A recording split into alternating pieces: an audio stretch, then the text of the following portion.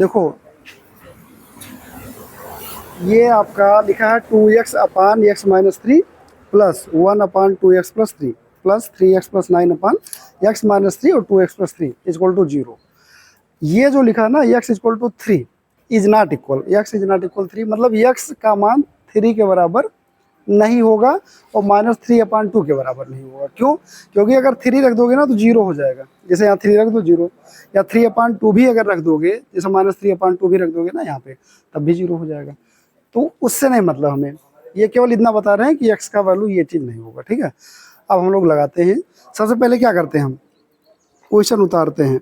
2x अपान x minus three और 1 अपान 2x plus three, फिर 3x plus 9 अपान x minus three और 2x plus three. एकदम आसान है, कुछ है नहीं, बस केवल हमें करना क्या है, सबसे पहले हम एलसीएम ले लेंगे। क्या लेंगे? एलसीएम। एलसीएम में होता ये है, एक लाइन पूरा खींच लो। ठीक, लाइन आपने खींचा ऐसे। ठीक, अब ये बताओ एक्स माइनस थ्री और एक्स माइनस थ्री यहाँ पे भी है, तो एलसीएम का मतलब जो चीज़ दो बार है ना उसको एक बार लिखना है।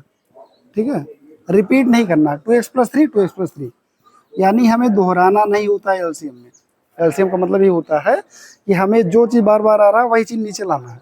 ठीक, तो हमने ये लिख दिया यहाँ पे x minus three 2x plus three, यही एलसीएम बन रहा है। ठीक है, अब देखो यहाँ पे 2x लिखा है ना,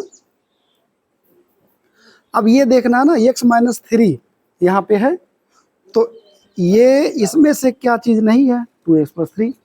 एक्स माइनस थ्री तो है ही, 2x माइनस थ्री नहीं है, तो हम क्या करेंगे 2x प्लस थ्री को यहाँ पे लिख देंगे। समझ में आ रहा है? जो चीज़ यहाँ दिखेगा दोनों टैली करेगा, तो वो छोड़ के जो नहीं दिखेगा उसी से हमें मल्टीप्लाई करना ऊपर वाले में। ठीक, अब यहाँ प्लस का 1 लिख लो।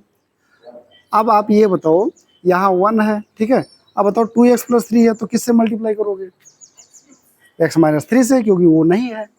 ठीक है, और यहाँ पे देखो ये दोनों है, यानी दोनों है तो किसी से नहीं मल्टीप्लाई करेंगे। ठीक है, तो हम क्या करेंगे, आराम से केवल ऐसे उतार देंगे। ठीक, समझ में आ रहा है? ये चीज़ें यहाँ पे हुई। फिर से देख लो, हम एलसीएम कैसे लिए हैं। एलसीएम लेने का मतलब ये है कि एक्स माइनस थ्री यहाँ पे भी है, 2x plus three 2x plus three यहाँ पे भी है, तो जो चीज़ रिपीट हो रहा होता है उसको एक बार लिखते हैं, वही एलसीएम बनेगा। तो एक्स माइनस थ्री और 2x प्लस थ्री, इसके अलावा कोई चीज़ नहीं है, तो उसी को हमने बनाया एलसीएम, वही होगा हमारा एलसीएम।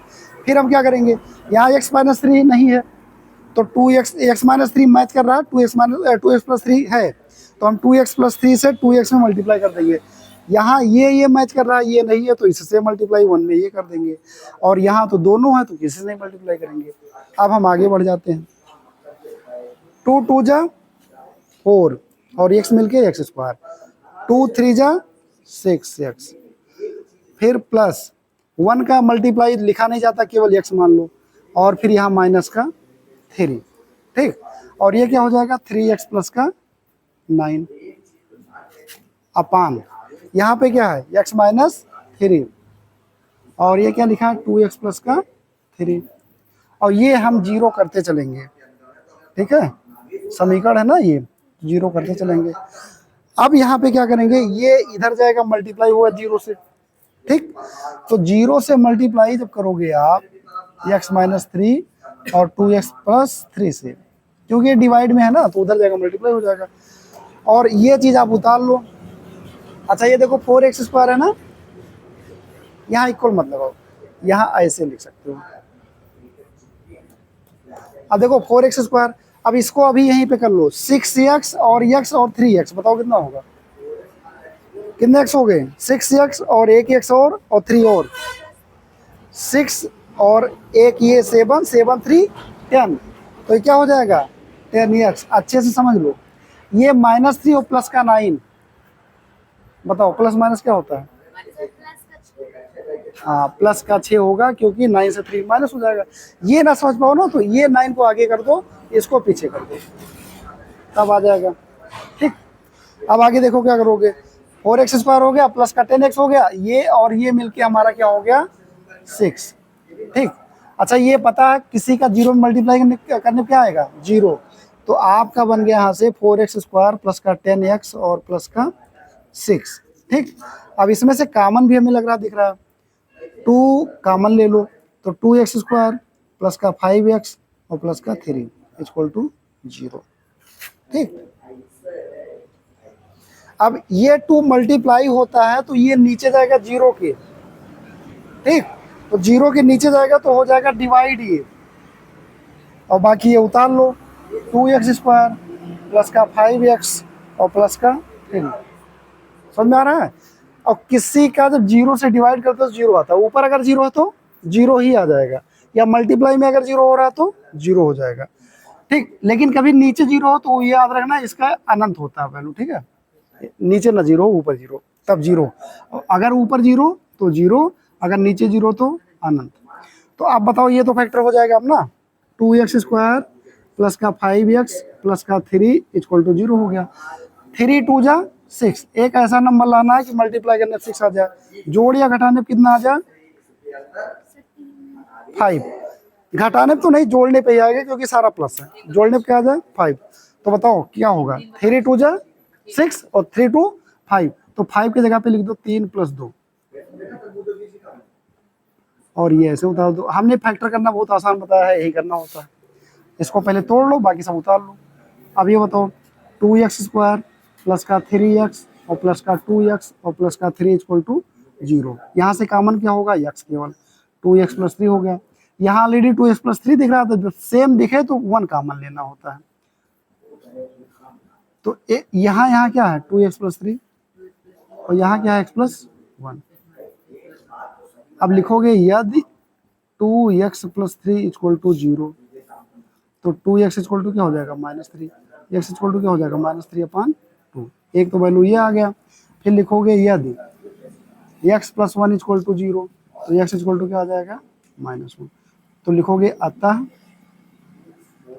x equal to -1 -3/2